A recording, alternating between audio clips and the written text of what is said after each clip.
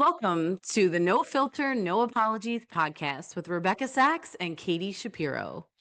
Today's conversation is one we've been wanting to have for a while because if you're in the job market right now or even thinking about making a move, it probably feels off, for lack of a better word.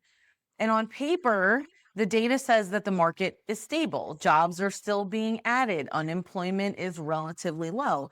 But in reality, people are applying, they're getting little to no response, going through long processes, and not getting job offers. So something isn't lining up. And this is how we're going to spend our time today, not guessing, not repeating what you're seeing online, but breaking down what's actually happening inside hiring right now, how decisions are being made, and why it feels so much harder to land a role.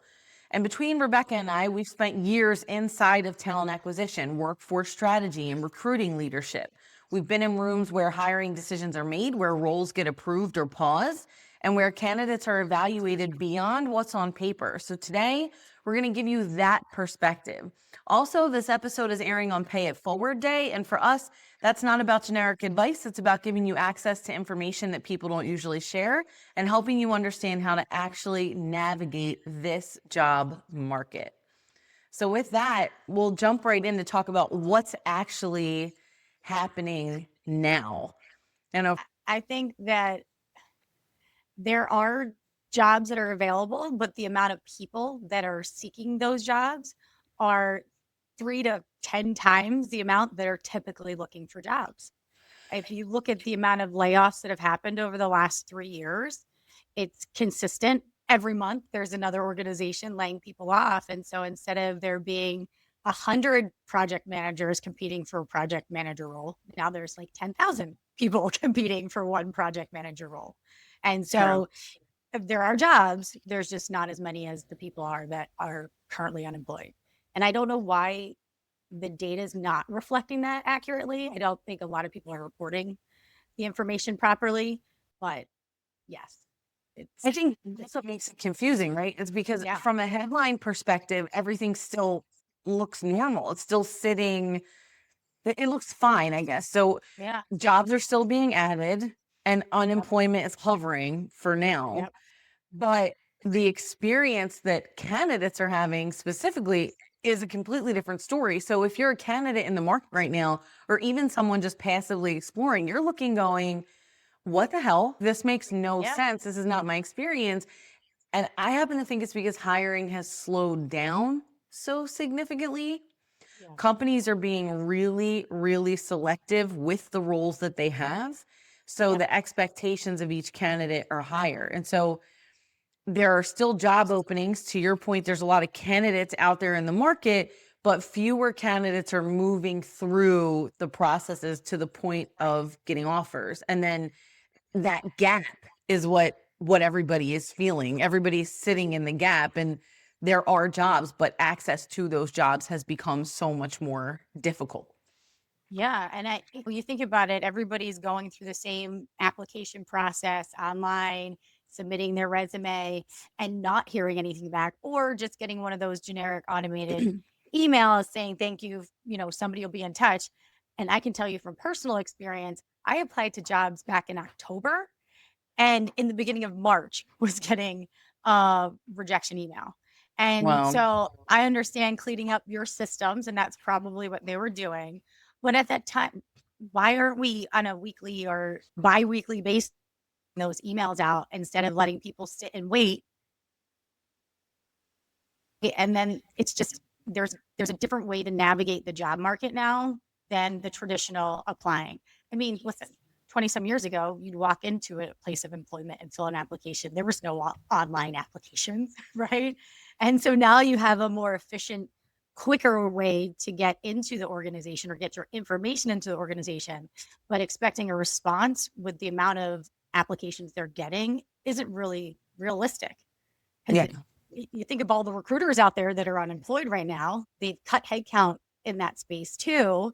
And so that's another reason that you're feeling the neglect, if you will. I think it's flooding. And I want to speak, you and I have sat on both sides of this position. So as a candidate, you might be thinking, well, I'm going to set up all of these great apps to auto apply to a bunch of jobs.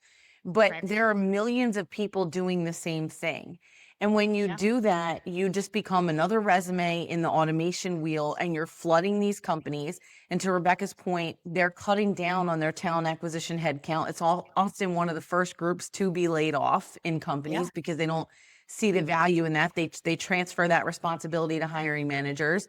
And Yep. so then the system gets flooded and you don't stand out. So I think from a candidate perspective, I encourage you to not do the auto applies, to not just flood inboxes because you're just putting yourself in an ocean of candidates. And Right. and we'll talk about that, I know, a little bit later on in the episode.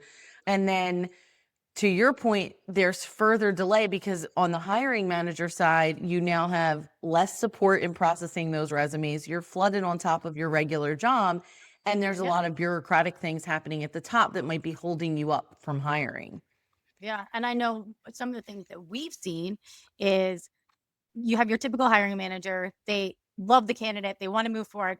Just let me see three more, right? That's Yeah. that's one instance, and I know that that will never go away.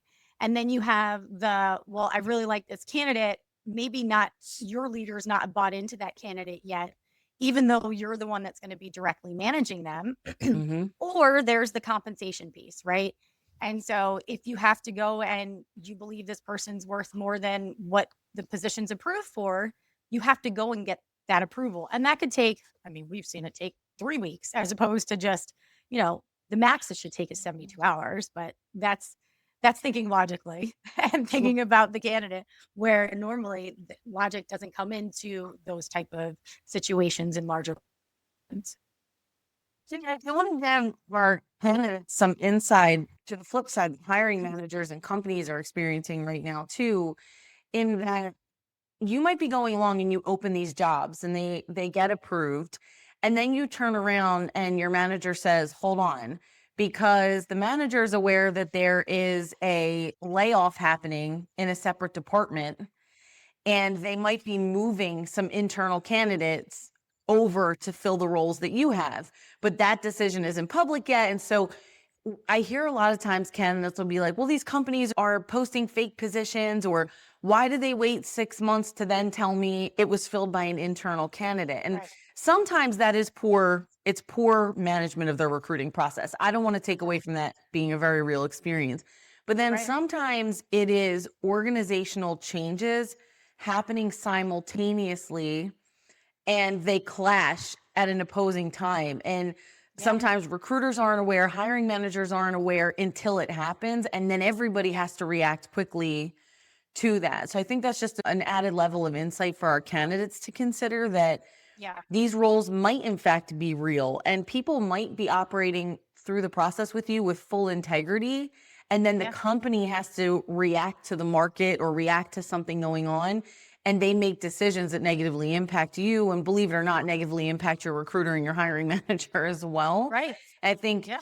it doesn't change the experience, Right. but it does give you some insight to what's happening right now in the market, I think, on both sides of that coin.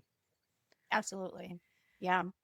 So I do Okay. want to talk, you talked about a little bit, we touched on it, the flooding of the system. So I think it's important when Yeah. we talk about job market right now to talk about AI and the application process. And I know this Yeah. is something you're really diving into right now from a candidate experience perspective. Do you want to talk about that a little bit?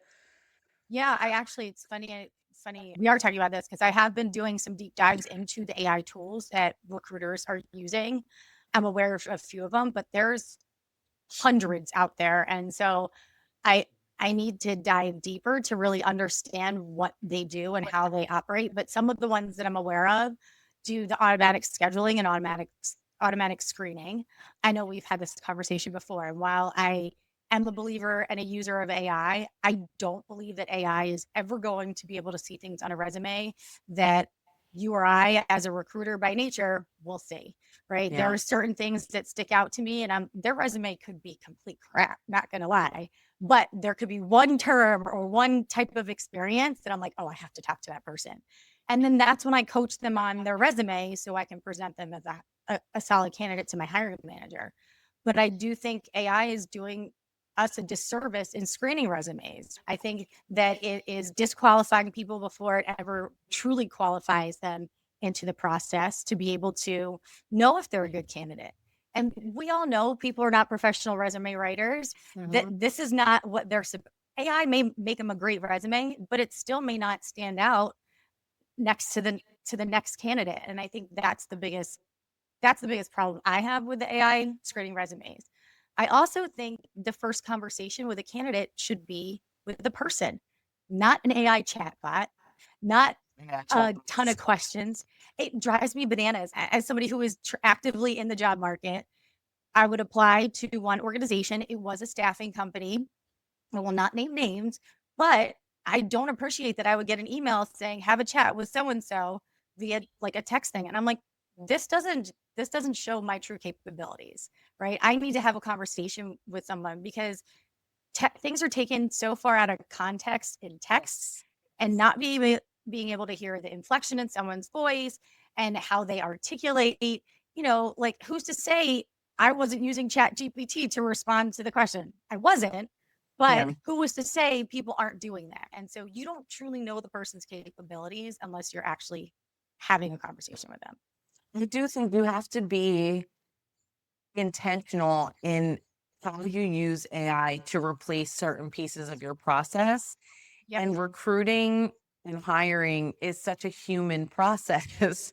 Yeah. To remove human beings from the back end of that process, i.e., recruiters, to remove them or to put them so much later in the process and allow AI to dictate so much of your top of the funnel activity. Yeah.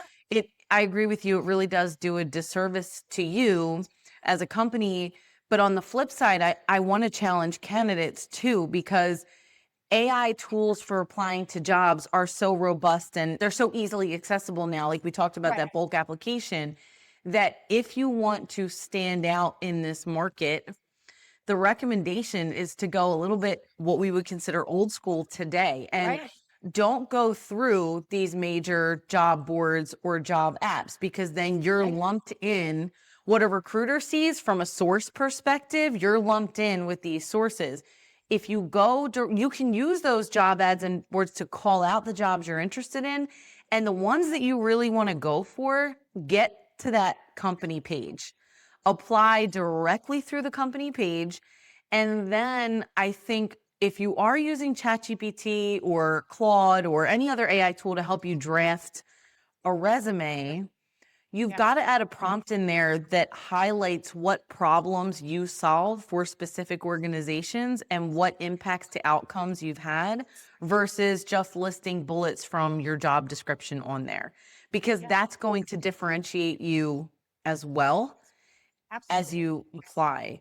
And then I think the last thing we'll say about going old school is once you've submitted through the company website, then go on LinkedIn, go on some other social platforms. If you can, go to in-person networking events where you know people who are connected to that company are attending, and go chat with them. And don't do a generic, oh, I applied to this position, wanted to see if you could check on the status for me.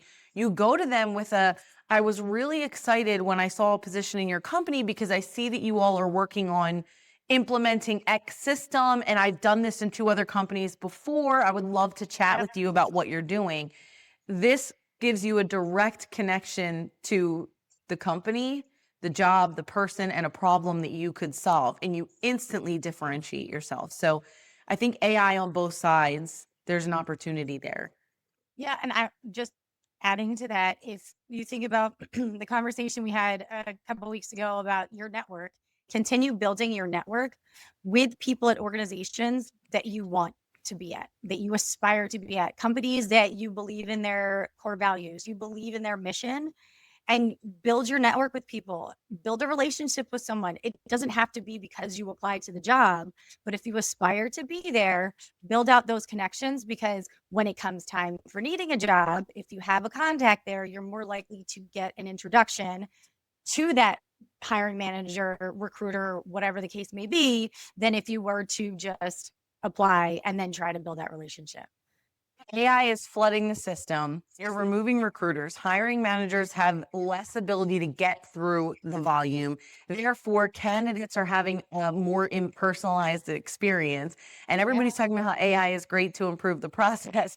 But all of our advice is get back to the human piece, because Yeah. for both you as the candidate, with what you just shared about getting into those networking events and connecting with people, not just online, but in person if you can.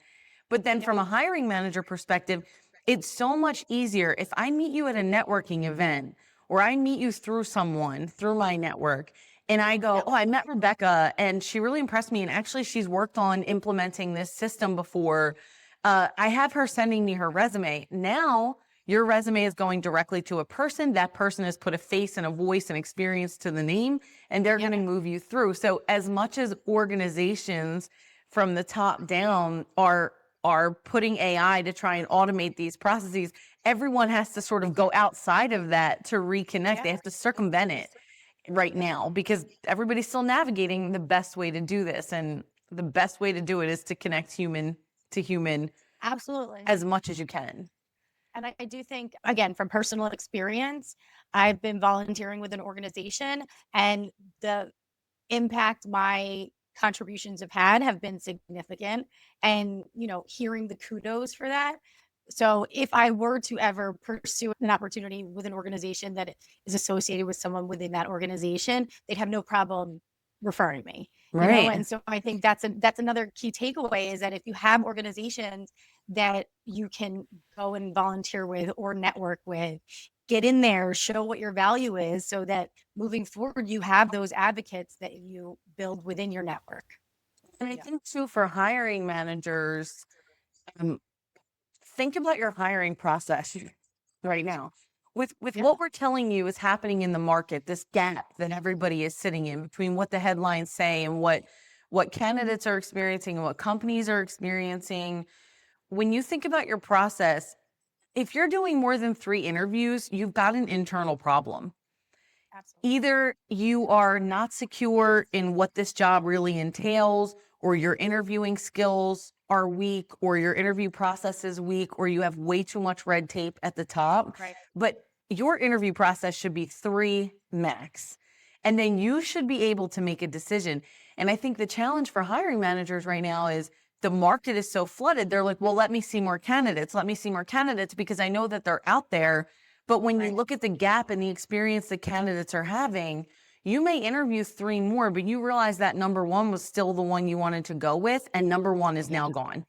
And that's happening even in this market today. So, or they feel like you left them in the process, you left them sitting in the gap too long, and they're like, nah, I'm not going to come to you now.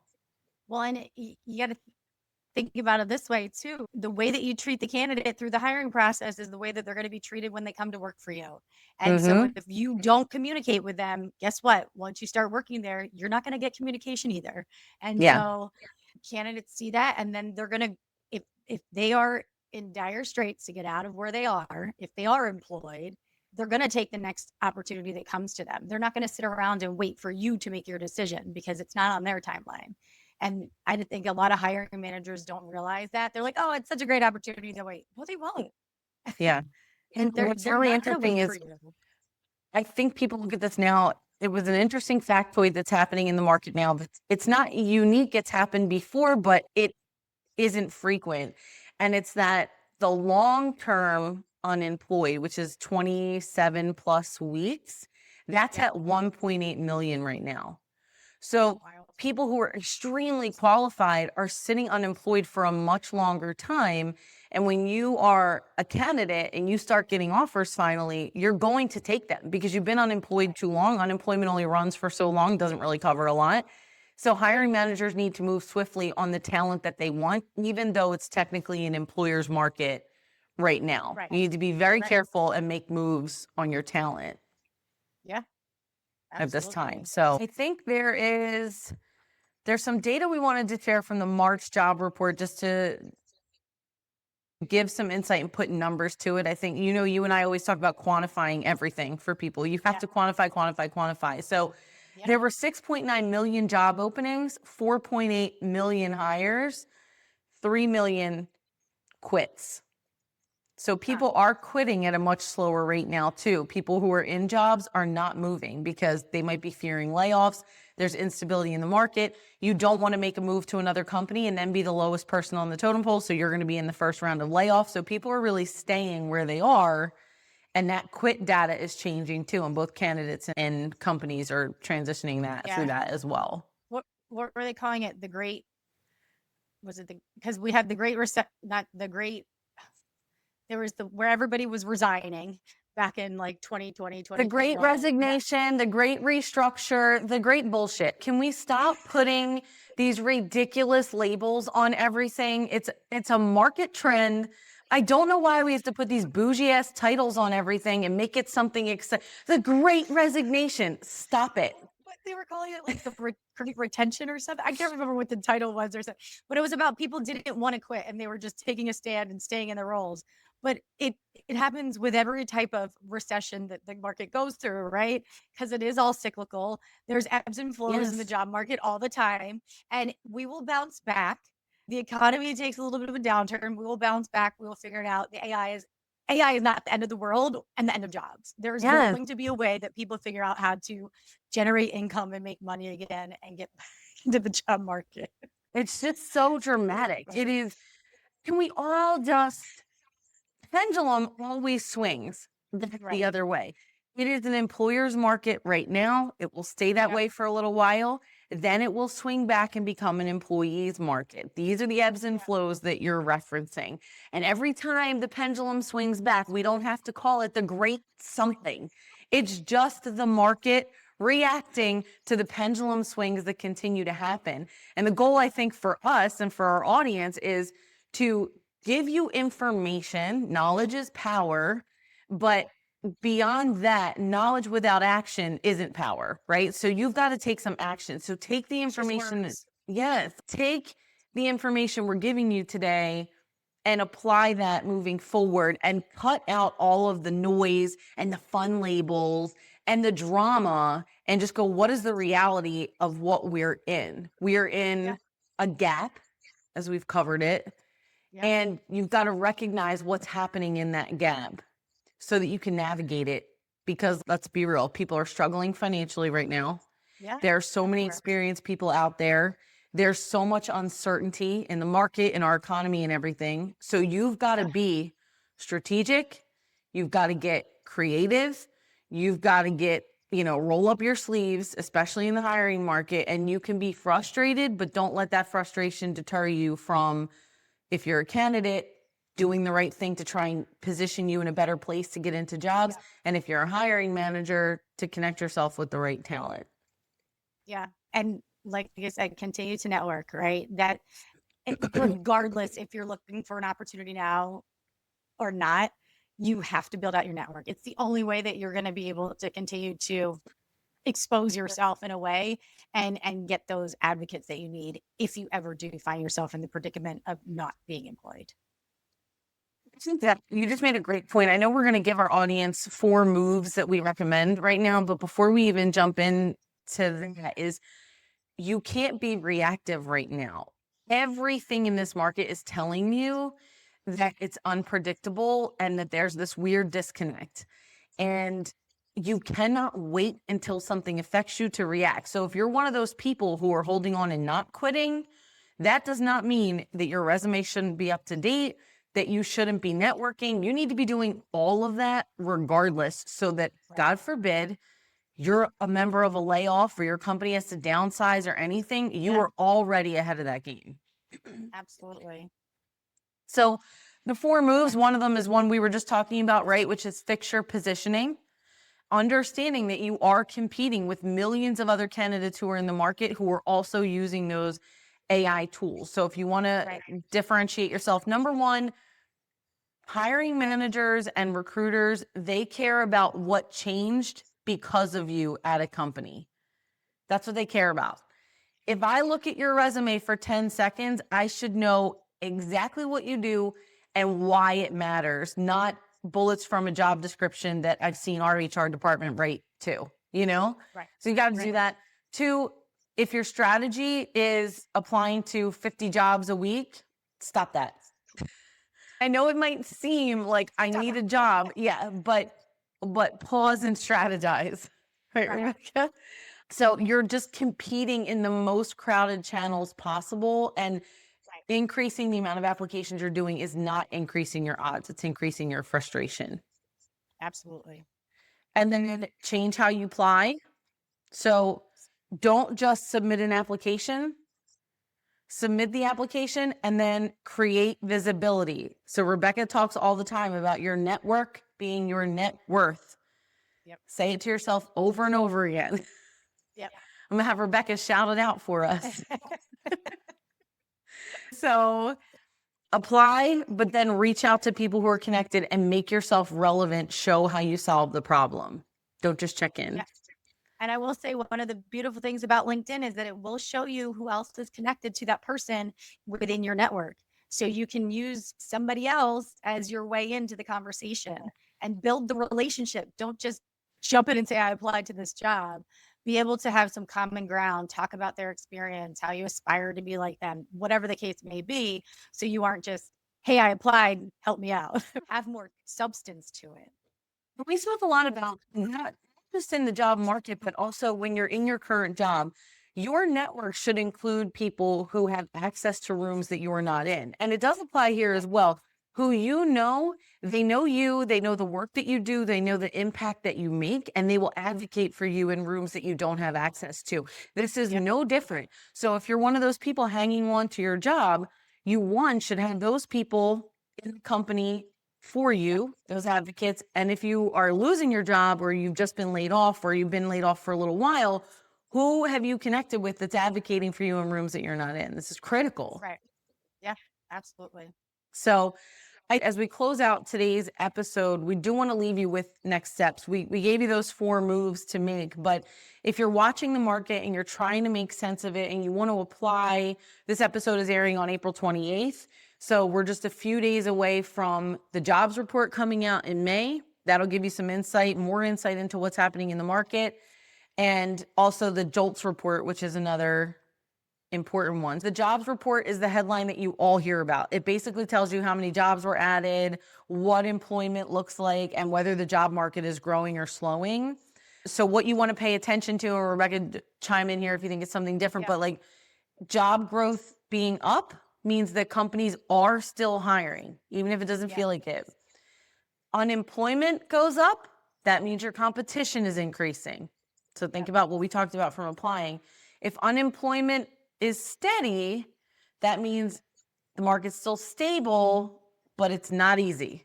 Doesn't change anything. Okay. Yep. So this report tells you the direction of the market. So if you're looking at what to look forward to, this jobs report will come out usually around the first week of May, and then the JOLTS report will come out just after that. Now, the JOLTS report is a little bit different because it's going to tell you what's happening inside of hiring. It shows how many jobs are open, how many people are getting hired, and how many people are quitting. Remember, that's a number that's sticking now. So when you go to read this, openings, how many jobs exist?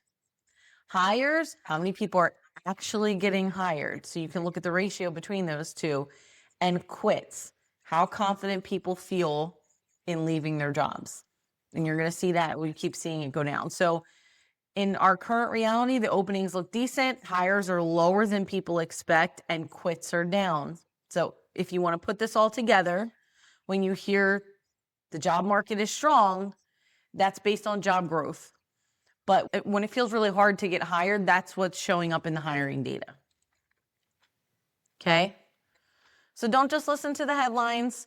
The difference right now is not just experience. You need to be really clear. You need to position yourself well, and you need to move strategically, because people getting offers right now are not the most qualified. They're the most visible and the most aligned. Or they have a contact at the company. Exactly. So that's visibility. You've got to get visible. You've got to change your strategy, and you've got to really put yourself out there in a different way. And I know that that's scary, but try it and let us know how it works out for you. Wishing you all the best of luck as we head into another month. Follow us on all your socials, NFNA Podcast. Until next time.